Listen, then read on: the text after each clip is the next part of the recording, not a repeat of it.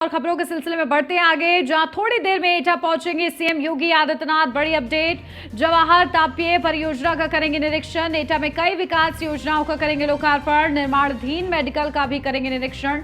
जनप्रतिनिधियों के साथ बैठक करेंगे सीएम योगी आदित्यनाथ। तो देखिए, लगातार सीएम योगी आदित्यनाथ के ये ताबड़तोड़ दौरे सामने आ रहे हैं और इसी सिलसिले में सीएम योगी आदित्यनाथ आज एटा का दौरा करेंगे। निर्माणाधीन मेडिकल का निरीक्षण भी वो करते नजर आएंगे। तो वहीं जनप्रतिनिधियों के साथ बैठक भी करेंगे। नगर निकाय चुनाव को के मद्देनजर ये खास ये बैठक मानी जाएगी कि किस तरीके से चुनाव में आगे बढ़ना है, क्या कुछ योजनाएं हैं, जिस तरीके से उन्हें जमीनी स्तर पर कैसी वो संचालित है, उसका लाभ जनता तक पहुंच पा रहा है या नहीं, इन तमाम चीजों का जिक्र करते नजर आएंगे सीएम योगी आदित्यनाथ जब जनप्रतिनिधियों के साथ बैठक करेंगे। तो वहीं निर्माणाधीन मेडिकल का निरीक्षण भी करेंगे और इसी के साथ सीएम योगी आदित्यनाथ का ये खास दौरा माना जा रहा है। जिस तरीके से वो निर्देश दे रहे हैं, आज भी महत्वपूर्ण निर्देश वो देंगे। थोड़ी देर में आपको बता दें, सीएम योगी आदित्यनाथ पहुंचेंगे, जवाहर ताप्तीय परियोजना का निरीक्षण करेंगे। और चलिए सीधा अपडेट लेते हैं, हमारे संवाददाता आरबी द्विवेदी हमारे साथ जुड़ गए हैं एटा से। आरबी, क्या जानकारी? देखिए, सीएम योगी आदित्यनाथ पहुंचने वाले हैं, क्या तैयारियां हैं सीएम के पहुंचने से पहले? जी, आपको बताना चाहूंगा, एटा जनपद में आज मुख्यमंत्री योगी आदित्यनाथ का भ्रमण है और यही ये जो आज जो आने वाले हैं और वहीं पूरी तैयारी कर ली गई है। मुख्यमंत्री आने ही वाले हैं, कुछ ही क्षणों में जो है एटा के भव्य पंडाल जो बनाया गया है इसमें आने वाले हैं। वहीं आपको बता दें, यहाँ जो है जवाहर ताप्ती विद्युत ताप्ती जो योजना है उसका लोकार्पण भी करेंगे और भी लगभग 355 करोड़ की योजनाओं को जो है यहाँ पर उद्घाटन करेंगे उनका। और यहाँ जो लाभार्थी हैं वो उनको जो है प्रमाण पत्र, प्रशस्ति पत्र देकर के जो है उन्हें भी उतरेंगे। जी बिल्कुल। और आरबी, करीब कितने देर का समय बिताएंगे सीएम योगी आदित्यनाथ एटा में? लगभग 2 घंटे से ज्यादा का जो समय एटा में जो कार्यक्रम जो तय है पहले से वो दिया गया है, जिसमें सीवर प्लांट है उसका भी उद्घाटन करेंगे और उसके बाद में जिला चिकित्सालय है उसका जो मेडिकल कॉलेज जो निर्माणाधीन है उसका भी जो है निरीक्षण करेंगे। और यहाँ विकास योजनाओं पर भी जो है एक मीटिंग लेंगे। कानून व्यवस्था को लेकर के भी एटा में सभी अधिकारियों के साथ में एक बैठक भी करेंगे। बिल्कुल। और देखिए, जनप्रतिनिधियों के साथ बैठक है तो नगर निकाय को लेकर चर्चा हो सकती है इस दौरान? हाँ, जनप्रतिनिधियों को लेकर के भी एक बैठक की जा रही है यहाँ पर, जिसमें यहाँ के जो सांसद हैं, विधायक हैं और यहाँ के जो अधिकारी हैं सारे उस बैठक में मौजूद रहेंगे। वहीं कानून व्यवस्था को लेकर के भी जो है एक बैठक है, समीक्षा भी करेंगे मुख्यमंत्री। तो एक बड़े तरीके से लोगों में उत्साह है, जो कार्यकर्ता हैं और जो लाभार्थी हैं उनमें एक उत्साह का माहौल देखा जा रहा है। जी बिल्कुल, ठीक है। चलिए आरबी, आप लगातार नजर बना के रखिएगा सीएम योगी आदित्यनाथ के इस दौरे पर, आपसे अपडेट लेते रहेंगे। फिलहाल बहुत शुक्रिया आपका। तो देखिए, थोड़ा देर में एटा पहुंच जाएंगे सीएम योगी आदित्यनाथ। खास उनका ये दौरा है जवाहर ताप्तीय परियोजना का, वो निरीक्षण करेंगे और इस दौरान एटा में कई विकास योजनाओं का लोकार्पण भी करना है सीएम योगी आदित्यनाथ का। तो वहीं जनप्रतिनिधियों के साथ वो बैठक भी करेंगे और इस बैठक में चर्चा रहेगी नगर निकाय चुनाव को लेकर। लगातार देखिए, जमीनी स्तर पर मजबूती देने का प्रयास सीएम योगी आदित्यनाथ करते रहते हैं और इसी सिलसिले में उनका ये दौरा भी बेहद ही ज्यादा अहम माना जा रहा है। तो ताबड़तोड़ वो जिलों का दौरा कर रहे हैं और इसी सिलसिले में आज सीएम योगी आदित्यनाथ एटा में 2 घंटे का वक्त करीब बिताएंगे।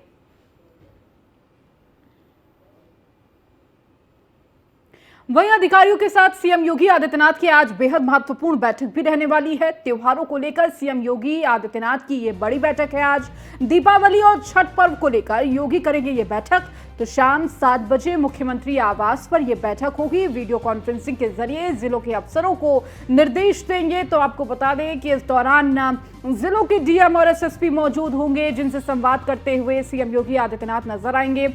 आपको बता दें, जल्द ही दीपावली त्योहार हो या फिर छठ पूजा हो, जिसको लेकर कहीं ना कहीं प्रदेश में तमाम भीड़ देखने को मिलती है और तमाम तरह की जो व्यवस्थाएं हैं उसको दुरुस्त करने के लिए किसी भी तरह की अव्यवस्था ना हो, अप्रिय घटना ना हो, इसको लेकर ये बैठक कहीं ना कहीं बेहद महत्वपूर्ण हो जाती है। और देखिए, तमाम दिशा निर्देश अधिकारियों को देंगे, क्योंकि जब जिले के सभी डीएम और एसएसपी मौजूद होंगे। कहीं ना कहीं सख्त निर्देश भी होंगे कि हर एक पहलू पर नजर रखनी है, चाहे वो मिठाई की दुकान हो या फिर ट्रांसपोर्ट सर्विस हो या फिर जिस तरह से बाजार लगते हैं उस पर भी नजर रखनी है और हर व्यवस्था को दुरुस्त रखना है ताकि किसी भी तरह की अव्यवस्था की कोई खबर सामने ना आए, किसी तरह की कोई घटना की खबर सामने ना आए। इसलिए ये बैठक बेहद महत्वपूर्ण हो जाती है। क्या कुछ महत्वपूर्ण निर्देश भी देते हुए नजर आएंगे? ये शाम 7 बजे मुख्यमंत्री आवास पर ये बैठक होनी है और वीडियो कॉन्फ्रेंसिंग के जरिए ये बैठक होगी। तो शाम 7 बजे ये बैठक है। देखिए, मुख्यमंत्री आवास पर ये बैठक रखी गई है और वीडियो कॉन्फ्रेंसिंग के जरिए जिलों के अफसरों को निर्देश देते हुए प्रदेश के मुखिया नजर आएंगे। धीरे धीरे एक एक त्योहार लगातार नजदीक आ रहे हैं, चाहे वो दीपावली हो, छठ पूजा हो। तो इस त्योहारों पर कहीं ना कहीं पूरे देश में भीड़ देखने को मिलती है, लोग अपने घरों को जाते हैं, तो वही कोई अपने घरों को वापस लौट रहे होंगे। और इसके साथ ही देखिए, मिठाइयों की दुकान में मिलावटी सामान भी होता है और इसको भी लेकर तमाम नजर जो है प्रशासन को रखनी है। ट्रांसपोर्ट में किसी भी तरह की कोई दिक्कत ना हो, हर तरह की अव्यवस्था की जा सके, इसका भी ध्यान रखना है। और त्योहारों का जब सीजन हो तो बाजार लगना भी स्वाभाविक है और उस बाजार को किस तरह दुरुस्त रखना है। और देखिए, आवाजाही जाम जैसी समस्याएं ना हो और किसी भी तरह की कोई अप्रिय घटना ना हो, अव्यवस्था ना पैदा हो, लोगों को आसानी से ये जो पूरा माहौल है वो मिल सके। इसके साथ ही अच्छे से हर एक व्यक्ति त्योहार मना सके, इसका खासा ध्यान रखा जाएगा। और देखिए, जब छठ पूजा है, छठ पूजा में दूर दूर से लोग अपने घर को वापसी आते हैं और तमाम भीड़ें रेलवे स्टेशन, बस स्टेशन पर देखने को मिलती हैं। उसको लेकर भी खास व्यवस्था प्रशासन की तरफ से की जाती है। और ज्यादा जानकारी के साथ मनीष मिश्रा हमारे साथ जुड़ चुके हैं। मनीष, आज बेहद अहम बैठक सीएम योगी आदित्यनाथ की रहने वाली है। देखिए, ये त्योहार जिस तरह नजदीक आ रहे हैं, चाहे दीपावली हो या फिर उसके बाद छठ पूजा हो, इसको लेकर तमाम दिशा निर्देश देते हुए अफसरों को नजर आएंगे। तमाम जिलों के एसएसपी और डीएम जुड़ेंगे और इस दौरान क्या कुछ दिशा निर्देश हो सकते हैं?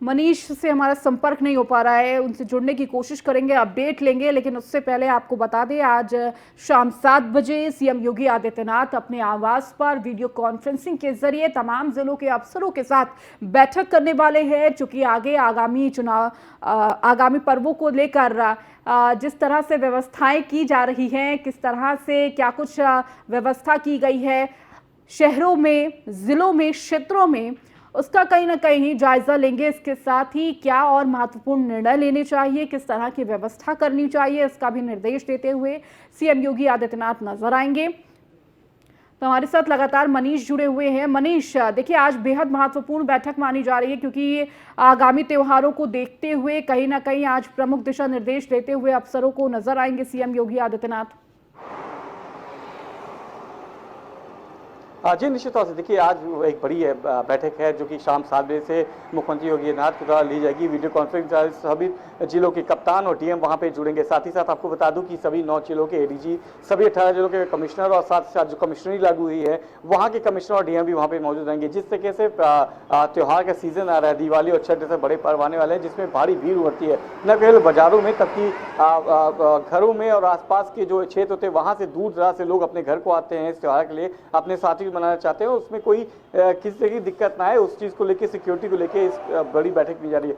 साथ ही साथ क्योंकि जो मिष्ठान भंडार है, जो खाने की है, खाद्य और आपूर्ति विभाग के लोगों को भी इसमें सम्मिलित किया गया है कि किसी किसी जो मिलावटखोरी का बड़ा सिंडिकेट चलता है वो जी। कहीं से इसमें ना आए, क्योंकि मिलावट की बहुत ज्यादा इसमें खबरें आती थी, पहले भी खबरें आती थी कि किस तरीके से मिलावटखोरों का जो सिंडिकेट है वो बहुत पनपता था। उसको लेके भी साफ दिशा निर्देश दिए जा सकते हैं। साथ ही साथ सुरक्षा को लेकर सबसे अहम चीज आएगी, क्योंकि दुकानों में, बाजारों में बहुत ज्यादा भीड़ रहती है। उसके तहत खुफिया जो तंत्र है, चाहे LIU हो, उन सबको भी दिशा निर्देश दिएंगी। वो भी अपनी जो पूरी चीज है उनको रिपोर्ट करते रहे, अपने कोऑर्डिनेट्स बना के रखें, और साथ ही साथ ये सुनिश्चित करें कि जो भी भीड़ होगी उसको नियंत्रित किया जाएगा। अप्रत्याशित जो ट्रैफिक है उससे निजात मिलाया जाएगा।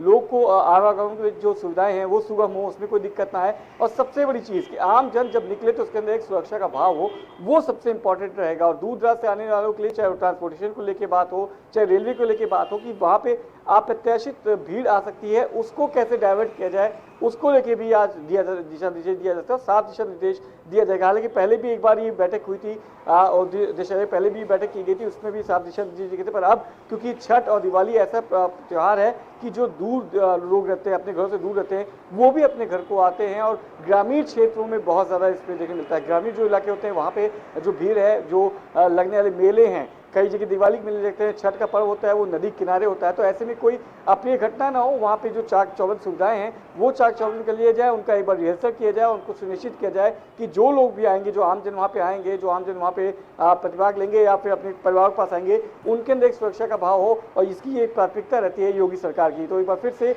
ये बड़ी बैठक है जो शाम 7 बजे से 5 कालिदास मार्ग के द्वारा वीडियो कॉन्फ्रेंसिंग द्वारा 5 कालिदास मार्ग से होगी। जी बिल्कुल मनीष, और देखिए जिस तरह से त्योहार नजदीक आ रहे हैं, कहीं ना कहीं आपने जिस हर चीज का जिक्र किया, चाहे वो मिठाई की दुकान हो, सुरक्षा व्यवस्था हो, या फिर इंटेलिजेंस की एक्टिविटी हो, वो कहीं ना कहीं अब एक्टिव कर दी जाएगी। लेकिन अगर मनीष पहले भी नजर डालें, जब से त्योहारों की शुरुआत हुई है, चाहे वो दशहरा हो या फिर अन्य त्योहार हो, लगातार CM योगी आदित्यनाथ वक्त वक्त पर बैठक लेते रहे हैं और दिशा निर्देश देते रहे हैं। कहीं ना कहीं अब सिर्फ एक हफ्ते का वक्त बचा है। एक हफ्ते बाद लगातार, एक हफ्ते से पहले ही कह सकते हैं कि भीड़ उमड़ जाएगी, जहां लोग अपने घर के तरफ जाएंगे, तो चाहे ट्रांसपोर्ट सर्विस हो या फिर किस तरह की बाजार हो, वहां पर अब भीड़ लगना शुरू हो गई है। तो अभी से अधिकारियों की तरफ से क्या कुछ व्यवस्थाएं की गई हैं? देखिए साफ तौर से जो अगर हम लोकल पुलिसिंग की बात करेंगे या फिर लोकल स्तर की बात करेंगे, जो DM कप्तान चाहे कमिश्नर्स की बात करेंगे, वो लगातार जो अपने सबऑर्डिनेट्स होते हैं उनको लगातार कैंपिंग के लिए बात कर रहे हैं, रोड पे फ्लैग मार्च करने की बात करते नजर आते हैं। जो भीड़ भाड़ वाले इलाके हैं वहाँ पे LIU की जो यूनिट्स है उनको सेटअप किया गया है। साथ ही साथ ट्रैफिक को लेकर बहुत ज़्यादा शिकायतें आती थी उत्तर प्रदेश में। अगर आप बात करें ट्रैफिक को लेकर, तो ट्रैफिक को लेकर कहीं ना कहीं शिकायत बहुत ज़्यादा थी कि ट्रैफिक सुचारू रूप से नहीं हो पाता है। तमाम लोग हैं, तमाम लोग अपनी गाड़ियों से निकलते हैं, एक घर में 2-2, 3-3 गाड़ी लेके निकलते हैं। लोगों से अपील भी की जाती है कि बहुत ज़्यादा गाड़ियां लेके एक साथ ना निकले। अगर एक घर से लोग निकल रहे हैं, 4 लोग निकले, तो बजाय 2 या 3 गाड़ी की एक गाड़ी को यूज़ किया जाए। उसके साथ ही साथ जो भीड़ भाड़ वाले इलाके, जो बाजारों में अब जो रौनक है वो कहीं ना कहीं आपको देखने शुरू हो गई है। मुश्किल से 6 दिन का वक्त और बचा है, जब आप त्यौहार के सीजन में आ जाएंगे, दीपावली, धनतेरस का सीजन आ जाएगा, छोटी दिवाली आ जाएगी, तो उनमें आप देखेंगे तो भीड़ बहुत ज़्यादा होती है। जो मार्केट्स होते हैं वहाँ पे बहुत ज़्यादा भीड़ होती है, रौनक अभी से दिखने लगी है। उस चीज़ को लेते हुए बहुत ज़्यादा सतर्क रहने को बोला गया है। साथ ही साथ जो आपकी ट्रांसपोर्टेशन की बात करेंगे, तो दिवाली के कुछ दिन पहले अगर हम आज और कल की बात करेंगे, तो आपको दिल्ली, मुंबई जैसे जो बड़े महानगर हैं वहाँ की अगर आप देखेंगे तो फ्लाइट से लेके और ट्रेन से लेके बस में लेके लगातार रिजर्वेशन फुल हैं। एक हफ्ते बाद की भी फुल हैं, क्योंकि जो लोग आते हैं वो वापस जाएंगे। तो उनमें उन सब चीज़ को लेके हुए प्लेटफॉर्म्स पे, एयरपोर्ट्स पे, बस स्टेशन पे जो भीड़ भाड़ है उनको भी नियंत्रित किया जाए, वहाँ पे कोई अप्रत्याशित घटना ना हो, वहाँ पे भी सुरक्षा का माहौल ठीक रहेगा, उसको लेके भी दिशा निर्देश साफ दिए जा सकते हैं। तो सबसे अहम जो दिशा निर्देश होंगे वो मिलावटखोरी को रोकने के लिए होगा। जो भीड़ भाड़ इलाके हैं, जो मार्केट्स हैं, वहाँ पे यातायात सुगम रहे, सुरक्षा का भाव रहे, जो इंटेलिजेंस यूनिट्स हैं वो रहे, मिलावटखोरों का जो सिंडिकेट है उसको खत्म किया जाए, और सबसे बड़ी चीज़ की ट्रैफिक मैनेजमेंट है उसको लेके भी दिशा निर्देश दिए जा सकते हैं। और साथ ही साथ छठ जैसा त्यौहार है जो ग्रामीण इलाकों में देखा जाता है कि तालाब होते हैं, नदी होती हैं, उनके पास किया जाता है, तो वहाँ पे भी सुरक्षा का भाव रहा है। जो जल पुलिस है उनको भी तैनाती की जाएगी, PSC के अतिरिक्त पोस्ट लगाई जाए, और जहाँ पे अगर आपको लगता है कि वहाँ पे इलाकों में आपको सुरक्षा का अभाव लगता है, तो आप वहाँ पे अतिरिक्त फोर्स पहले से डिप्लॉय करें और फ्लैग मार्च और लगातार पुलिसिंग वहाँ पे जारी रखें। ऐसे दिशा निर्देश दिए जा सकते हैं आज शाम को 7 बजे मुख्यमंत्री योगी आदित्यनाथ के द्वारा। जी ठीक है मनीष, बहुत बहुत शुक्रिया इन तमाम जानकारियों को देने के लिए। और अब बुलंदशहर से बड़ी अपडेट, जहां न्यूज वन इंडिया की खबर का असर हुआ है, जहां बेसिक शिक्षा विभाग के बाबू को सस्पेंड कर दिया गया है। बेसिक शिक्षा विभाग के बाबू का रिश्वत लेते वीडियो वायरल हुआ था और इस खबर को प्रमुखता से न्यूज वन इंडिया ने दिखाया, जिसके बाद बाबू को सस्पेंड कर दिया गया है। एरियर और सिलेक्शन ग्रेड पे के नाम पर रिश्वत ली थी बाबू ने, और देखिए ये वीडियो सामने आया था, जिसके बाद न्यूज वन इंडिया ने इस खबर को प्रमुखता से दिखाया और इस खबर का बड़ा असर हुआ है कि बाबू को सस्पेंड कर दिया गया है घूस लेने के आरोप में, रिश्वत लेते हुए, क्योंकि वो सामने आए थे और उनका वीडियो भी सामने आया था, जिसके आधार पर यह संज्ञान लिया गया और बाबू को, बेसिक शिक्षा विभाग के बाबू को सस्पेंड कर दिया गया है, जो कि इस वीडियो में साफ रिश्वत लेते हुए नजर आ रहे हैं। तो एरियर को लेकर वो रिश्वत मांग रहे थे और सिलेक्शन ग्रेड पे के नाम पर रिश्वत लेते थे, और देखिए इसी के चलते इस पूरे मामले का खुलासा हुआ। न्यूज वन इंडिया ने इस खबर को दिखाया और उसके बाद ये बड़ा असर हुआ बुलंदशहर में, जहां बेसिक शिक्षा विभाग के बाबू को सस्पेंड कर दिया गया, जो कि लोगों से रिश्वत लेते थे। तो देखिए लोगों का काम अब ठीक तरीके से हो पाए और जो भोले भाले लोग हैं वो रिश्वत के झांसे में ना फंसे, इसके चलते ये बड़ी कार्रवाई की गई है बुलंदशहर में, जहां बेसिक शिक्षा विभाग के बाबू को सस्पेंड कर दिया गया है।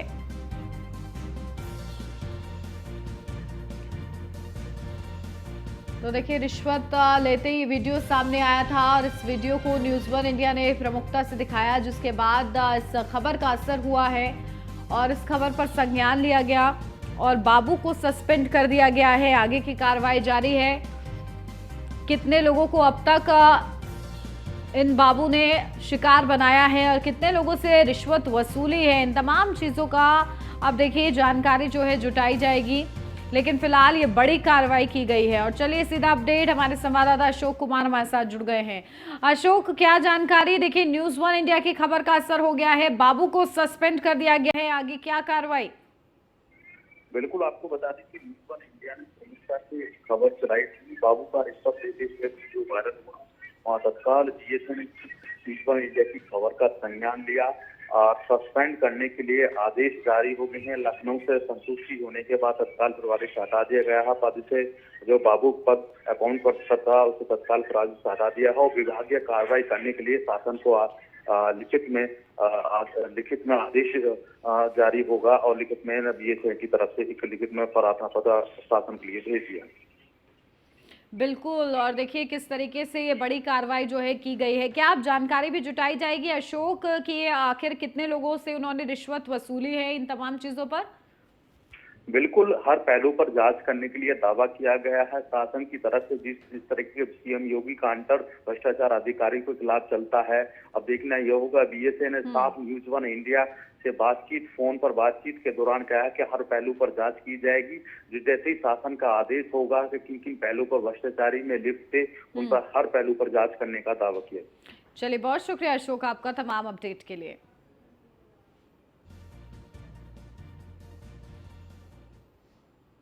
और अब खबर कानपुर से है, जहां मेडिकल कैंपस प्रभारी डॉक्टर आनंद को हटाया गया है। कैंपस में गंदगी और सफाई ना होने पर यह कार्रवाई की गई है।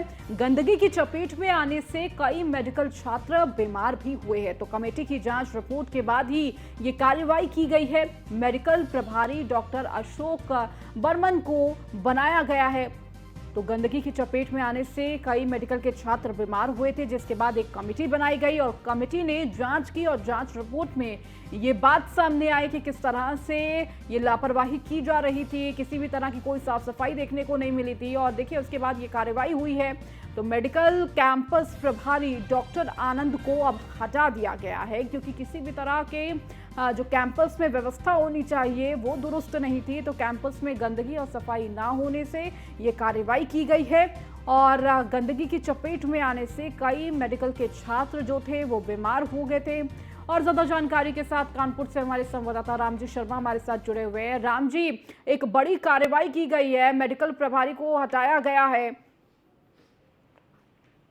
जी, मैं आपको बता दूं कि मेडिकल कॉलेज जो कैंपस है वहां पर लगातार गंदगी फैल रही थी। वहां पर सुअरों का जो था वो आना जाना था, जिस कारण पूरे मेडिकल कैंपस में 3 दर्जन से ज्यादा छात्र छात्राएं थी जो इस बीमारी चपेट में जमते हुए थे। तो किसी में स्वाइन फ्लू की पुष्टि हुई थी, तो किसी में डेंगू की पुष्टि हुई थी। इस तरह से कई छात्र बीमार हुए, कई लोग कैंपस छोड़ करके अपने अपने घर को चले गए थे। इस पूरे मामले में जब एक छात्रा जो पाठी नाम की छात्रा थी, उसकी इलाज के दौरान स्वाइन फ्लू से मौत भी हो गई थी, जिसके बाद उत्तर प्रदेश शासन की तरफ से जो प्रमुख सचिव चिकित्सा थे डॉक्टर आलोक कुमार, वो यहाँ पर निरीक्षण करने पहुंचे थे। इसके साथ ही सीएमओ ऑफिस को पूरे मामले को संज्ञान लेकर के वहाँ से केंद्रीय टीम यहाँ पर आई थी, उसने जांच की तो कैंपस में पूरी तरह गंदगी देखने को मिली थी। क्योंकि उसका जो प्रभारी है वो डॉक्टर आनंद नारायण सिंह थे, जो पूरी कैंपस साफ सफाई व्यवस्था की जिम्मेदारी थी, लेकिन उससे उनकी लापरवाही की वजह से इस तरह गंदगी देखने को मिली। मरे हुए सुअर भी तो वहाँ पे लेते, जिसके बाद एक रिपोर्ट बनाई गई। रिपोर्ट के तहत डॉक्टर आनंद नारायण सिंह को दोषी पाया गया, जिस पर आज उनको मेडिकल कॉलेज सवारी कैंपस जो थे उनको हटा दिया गया। उनकी जगह डॉक्टर अशोक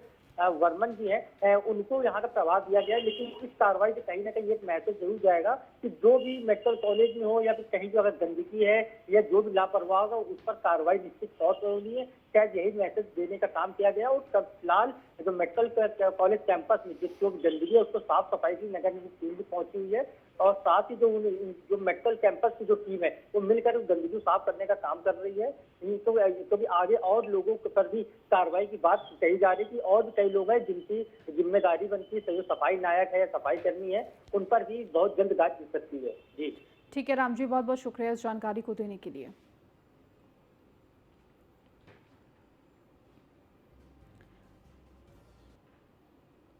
और अब खबर बलिया से, जहां छात्रा को गंभीर रूप से घायल करने का मामला सामने आया है। पुलिस और मुख्य आरोपी नौशाद से मुठभेड़ हुई।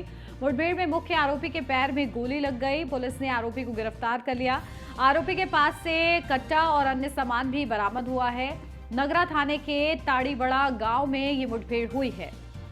तो देखिए, पुलिस को ये बड़ी सफलता हाथ लगी है, बदमाश गिरफ्तार हुआ है। अपडेट ले लेते हैं, हमारे संवाददाता मनोज राय बलिया से जुड़ गए हमारे साथ।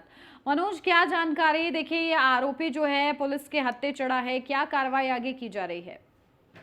जी, आपको बताते चले कि कल 15 अक्टूबर को सुबह तड़के जो है बेहोशी हालात में एक किशोरी जिसकी उम्र 13 वर्ष की थी, सड़क के किनारे मिली थी पुलिस को, जिसके हाथ की नसें कटी हुई थी। लोगों के द्वारा बताया गया कि यह मेला देखने के लिए घर से अपने सहेली के साथ निकली थी, लेकिन देर रात उसे उठा लिया गया था और सुबह तड़के वह सड़क के किनारे मिली थी। इस मामले में पुलिस ने बहुत त्वरित एक्शन लेते हुए उसमें आरोपी को गिरफ्तार किया, जिसका नाम नौशाद बताया जा रहा था। नौशाद को की निशानदेही पर असलहों की बरामदगी के लिए उसे लेकर के ताड़ीबड़ा गांव जाया गया, जहां पुलिस को चकमा देकर नौशाद भागने का प्रयास किया, जिस पर पुलिस ने कार्रवाई करते हुए उसके ऊपर गोली चलाई और गोली उसके पैर में लगी। यह घटना आज सुबह तड़के की है। यह 24 घंटे के अंदर में इस तरह की कार्रवाई है। अभी प्राप्त सूचना के अनुसार पुलिस जो है बुलडोजर लेकर नौशाद के घर पहुंची है, जिसको कि कहा जा रहा है कि उसके घर को भी ध्वस्त किया जाएगा। इस तरह के कृत्य को योगी सरकार में कहीं से माफ नहीं किया जा सकता है, और इतनी बड़ी कार्रवाई हो रही है तो इस बात का कहीं न कहीं जरूर संदेश जा रहा है पूरे प्रदेश में कि अगर महिलाओं के साथ इस तरह की क्रियाकलाप यूपी सरकार में होगी तो कोई बख्शा नहीं जाएगा। वहीं अगर जो देखा जाए तो सोशल मीडिया पर एक बात सामने आ रही है कि पीड़िता जो है अति गरीब परिवार से है, तो उसके लोगों के द्वारा इस बात की भी बात आ रही है सामने कि उसके ट्रीटमेंट में बीएचयू ट्रामा सेंटर में ट्रीटमेंट में जो है उसको दिक्कतें आ रही है, तो आर्थिक तंगी से भी वो झेल रही है और लड़की की स्थिति अभी भी नाजुक बनी हुई है। जी बिल्कुल, और देखिए, बड़ी सफलता ये जो है कहीं ना कहीं पुलिस के हाथ लगी है कि 24 घंटे के अंदर अंदर पुलिस ने ये बड़ी कार्रवाई की है और मुख्य आरोपी को गिरफ्तार किया है। बहुत शुक्रिया मनोज आपका तमाम जानकारी के लिए।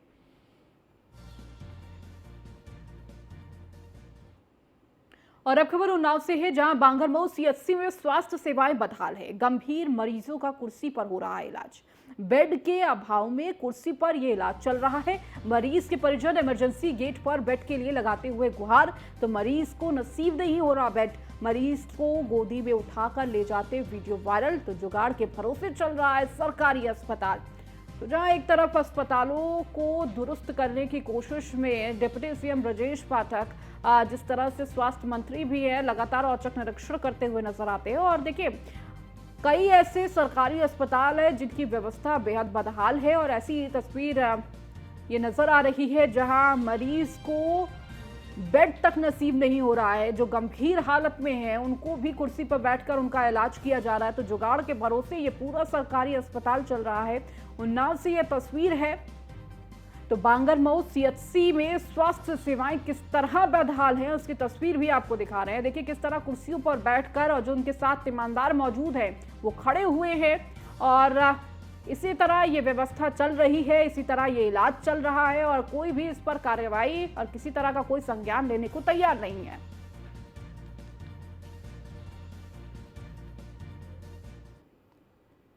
प्रतापगढ़ से अगली खबर, जहां पॉस्को कोर्ट ने तहसीलदार को तलब किया है। तहसीलदार लालगंज को न्यायाधीश पॉस्को कोर्ट ने तलब किया है। 4 लेखपाल और थानेदार को पॉस्को कोर्ट ने तलब किया है। न्यायालय के आदेश की अवहेलना पर जवाब मांगा गया है। अभियुक्त का रिहाई आदेश जिला कारागार को अविलंब प्रेषित किया जाए, कोर्ट की तरफ से ये निर्देश दिया गया है। तो देखिए, पॉक्सो कोर्ट की तरफ से तलब किया गया है। न्यायालय के आदेश की अवहेलना पर साथ ही साथ जवाब भी मांगा गया है कि न्यायालय ने जो आदेश दिए थे उस आदेश का पालन क्यों नहीं किया गया और इसी के चलते एक जवाब मांगा गया है। और साथ ही साथ कोर्ट ने तहसीलदार को तलब भी किया है। तो तहसीलदार की तरफ से क्या जवाब दिया जाता है ये फिलहाल देखना होगा, लेकिन कोर्ट के जो आदेश हैं उसकी अवहेलना का कहीं ना कहीं उल्लंघन का ये पूरा मामला है, जिस पूरे मामले में कोर्ट की तरफ से तलब किया गया है तहसीलदार को।